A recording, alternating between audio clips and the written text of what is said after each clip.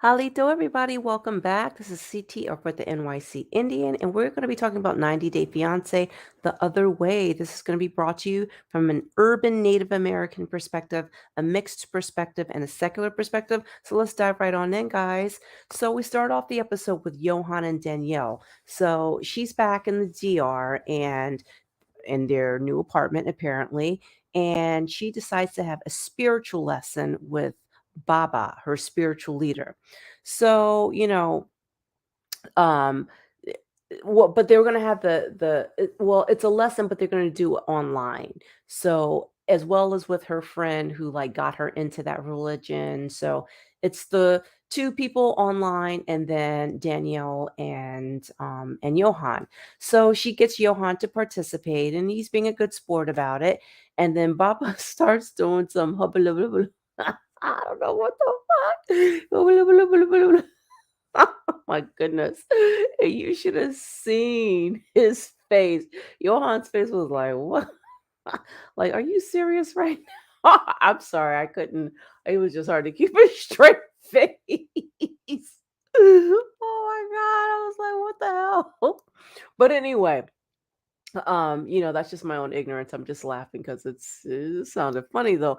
And so then she's asking him about, like, because she's basically, I feel as though she's trying to kind of coerce him into joining her religion. And she doesn't recognize that he has his own religious beliefs. Now, maybe he doesn't attend church regularly or, services at the same rate that she does her spiritual Zoom calls or whatever. I don't know what you call it, but he still has his own beliefs, and it feels like she's trying to force something on him, like she's trying to force something onto him, and I don't really get that. But um, anyway, so now, they're sitting there in the apartment. It looked perfectly cool down to me, but apparently there was no air conditioning in that place.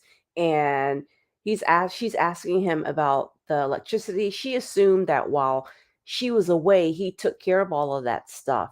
And he's like, "No, tú tienes que pagar. You gotta pay it. That's your job." Like, it was crazy. And I'm thinking to myself, okay, did he not notice that there is no electricity? He should have mentioned that to her, but it was just a lack of communication on both ends because she didn't also as well, like, I don't know, like, I feel like she didn't get set up properly for that apartment. You know what I mean? Like, you gotta take care of utilities and, like, I know it's a different country, but, I'm sure she's had enough apartments in her day to know that she has to at least facilitate that, right?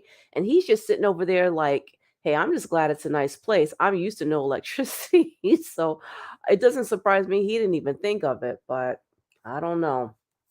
So, Nicole, so we get back to her and she's stranded at a hotel. She's complaining that she's stranded and she's crying alone in a weird country. I'm like, "Oh my God, Nicole, girl, why are you still there?" So now, I mean, because, they had a fight last week, a very big fight. So now his brother marches him back to that hotel and he's like, "You better apologize to your wife. You better be nice to your wife. You better be this. You better be that."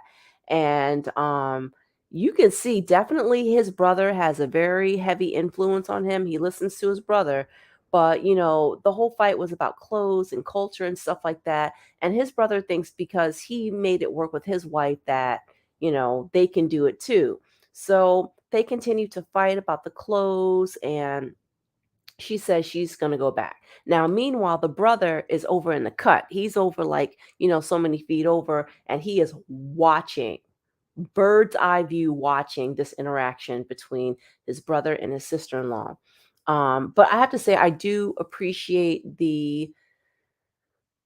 him just trying to give her support and stuff like that, because I think the point that his brother kept trying to make is like he doesn't know anything. He doesn't know anything about women. He doesn't know anything about the world, and he's never even had a girlfriend. And he's saying like, "Hey, I've been through this, and I've done the multicultural stuff and stuff like that too. So you guys can make it work." And I feel like as much as I love that he's being supportive, I also feel like he needs to step back a little bit. but that's their culture. I don't know. So, but at least she didn't feel ganged up on. She felt like she had an ally in her corner, which is good. So we get to Gabe and Isabel. So they're back in Colombia, and he had just came out to her parents, and they looked displeased, and of course they want a lot more information. They're like, what? I mean, they're probably thinking like, how does this work? Did you have surgery? Like what's going on with you? And the mom, she looked like she was a little bit more open, but then the dad surprised us and he seemed to be open as well. But, is that open like, okay, we don't mind you being friends with her because we know you won't harm her. I keep saying, I think Gabe to her family is just like a safe bet. You know what I mean? He doesn't seem, I mean, he's small, right? He doesn't seem aggressive or anything. Like, you worry about your daughter, especially if she's been in failed relationships. You don't want her to be with somebody who's violent and stuff. And he comes across as like a little pussycat, like just very gentle and mild mannered and stuff like that. He worries a lot and has a lot of anxiety, but it's understandable because he's bonded with this family and now he's afraid that they're going to take their love back. So Gabe was surprised, but it wound up being like a hug and everything at the end and stuff. So of course Isabel was happy too. So then we see Jen, right? Here goes Jen, back in Oklahoma for 3 months now. But guess what? Her visa got reinstated. So, and not just reinstated, it's reinstated for 10 years. So she can go back and forth and play all this nonsense and spend all her money with Rishi if she wants to, for as long as she wants, 10 years. So she calls her girlfriend via video. And honey, oh my God, when she tells her girlfriends that oh,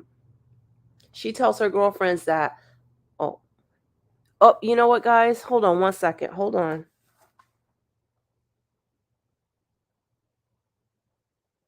Sorry, this may be an emergency. One second, please.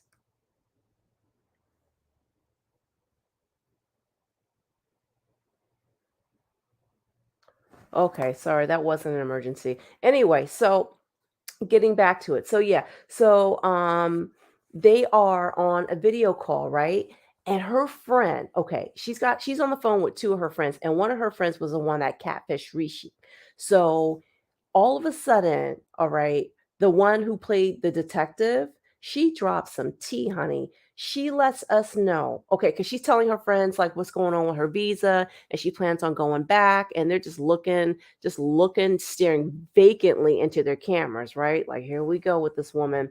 And the detective friend says, well, what I didn't tell you was that when I contacted him, he actually sent me a sexy picture.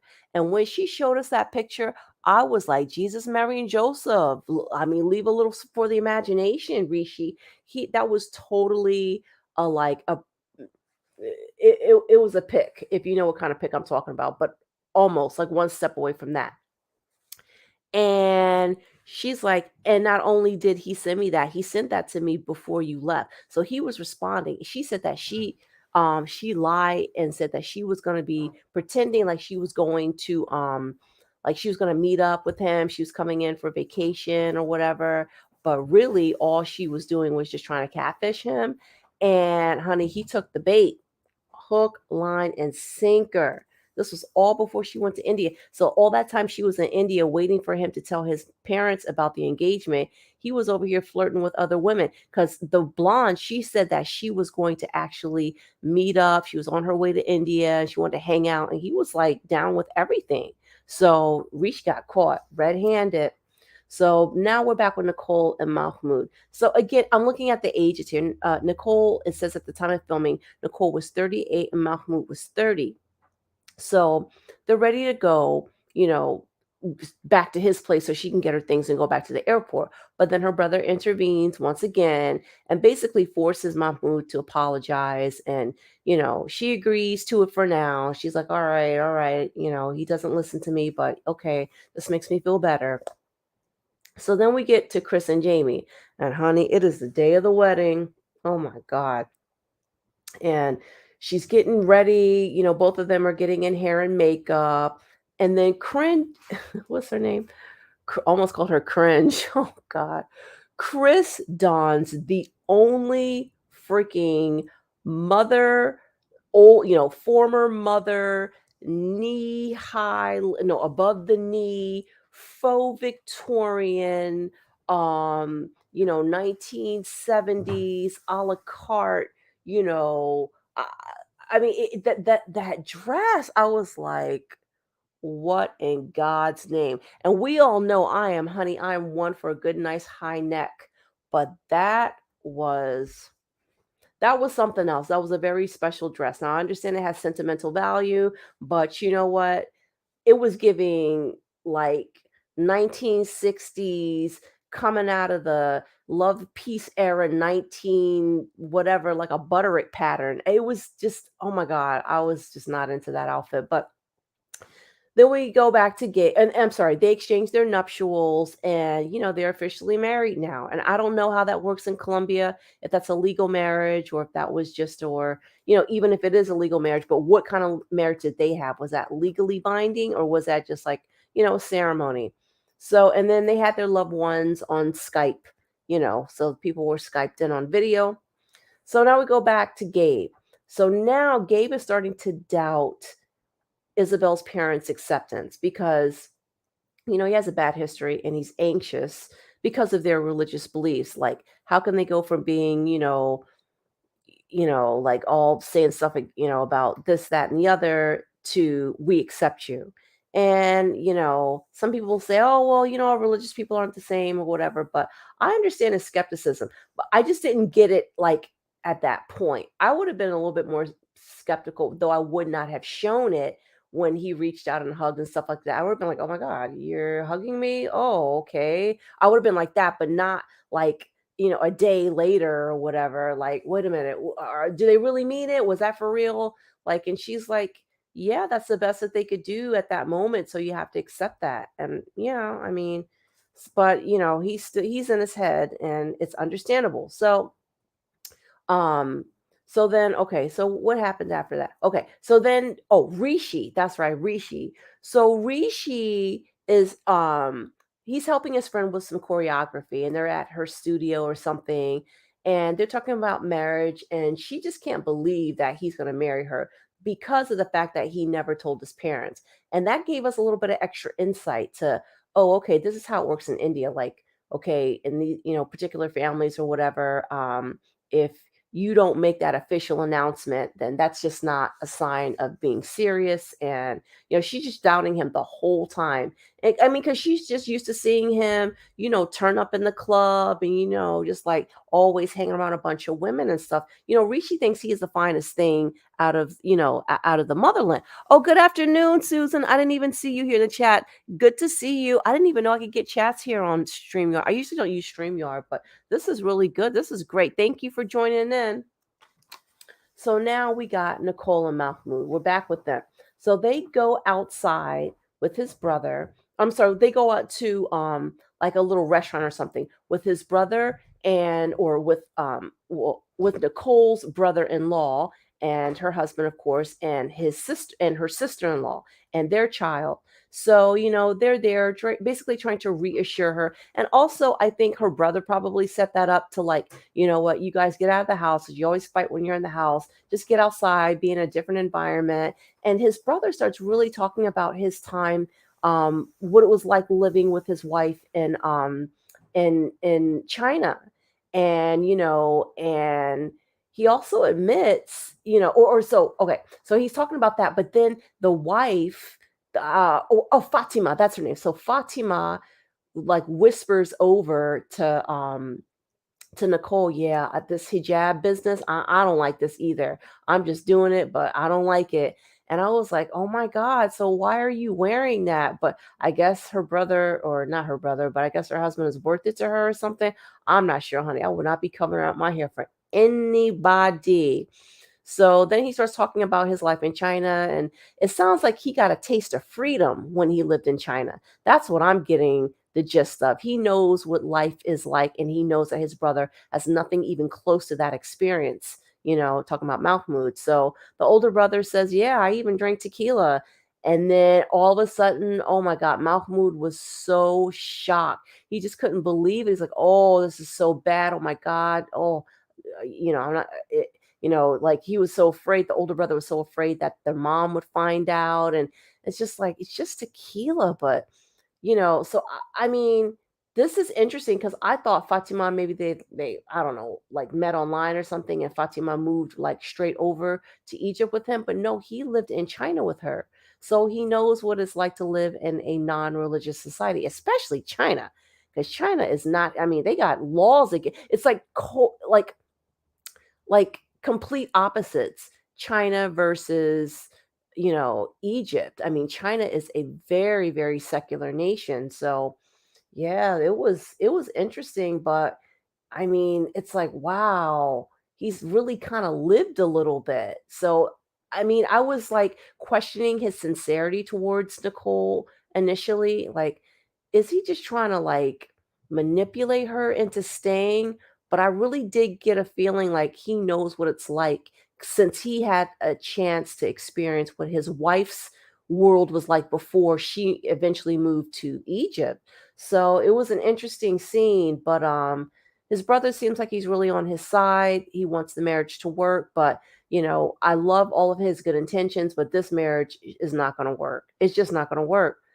I mean, just the age difference alone, too. I mean, he's 30, but like mentally, he's like in his early 20s because he lives so close with his family, doesn't pay his own bills. And well, then again, I don't know. Maybe he does pay the bills there. Who knows? But that kind of family dynamic, he's not well traveled. He just, oh, such a bad match. But anyway, so um let me see.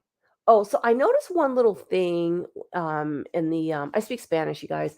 I'm not a, native speaker or anything like that. Oh, would you say Susan here? Yeah, they should. I mean, it does look like manipulation, right? I mean, I think he's coming from the right place, but I think that's probably how it's maybe done there since they have like low divorce rates and stuff. They want to make sure you know, just